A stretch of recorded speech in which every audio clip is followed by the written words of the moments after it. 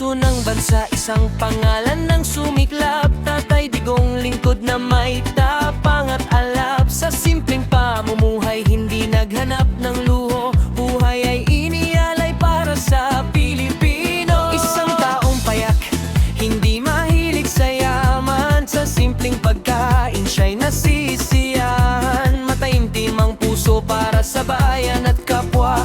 Kapulisan at sundalo, kanyang pinapahalaga. Mga guro at UFOs, kanyang kinikilala. Mga batang may sakit, sobrang mahal. Sa bawat hakbang niya, bayan ang iniisip. Pagmamahal sa tao, ang laging nasa isip. Tatay Rodrigo, tinig ng tapang at laban.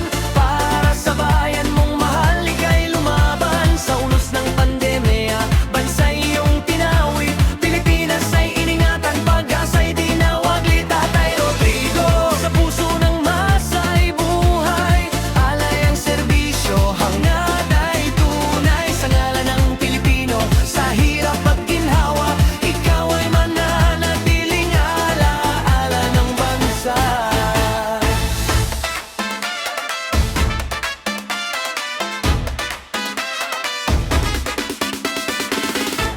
At kung sa daan at tulay na naugnay, mga paaralan at ospital sa bayan ay nagbigay. Sa hamon ng panahon, matapang na tumindig. Laban sa korupsyon, di kailanman umurong sa sakit. Ngunit sa agos na panahon, may mga isyong dumating. Mga usaping mabigat na sa mundo'y pinag-uusapan din. May mga salisay na hati, ang pananaw ng madla. Ngunit ang damdamin ng tao, hindi may tatanggi basta-basta. Sana'y maghilom ang sugat ng bayan nating mahal. Sana'y magkaunawaan sa gitna ng higwaan ng pananalita.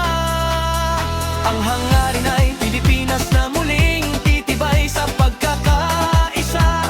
Pag-asa'y muling mabubuhay.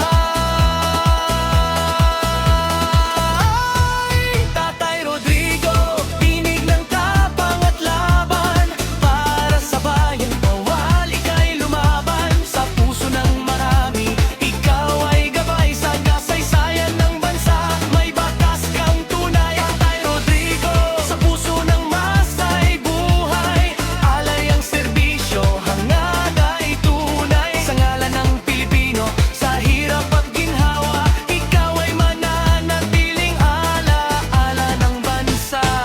Tatay Rodrigo, tinig ng tapang at laban. Para sa bayan mong mahal, ika'y lumaban. Sa puso ng marami, ikaw ay gabay. Sa kasaysayan ng bansa, may bakas kang tunay. Tatay Rodrigo, sa puso ng masa'y buhay.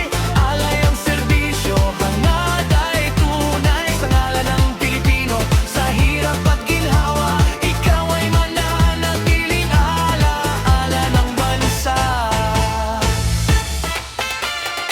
At kung saan man magtapos ang kwento ng bayan, pagmamahal sa Pilipinas ang laging mananatili lamang.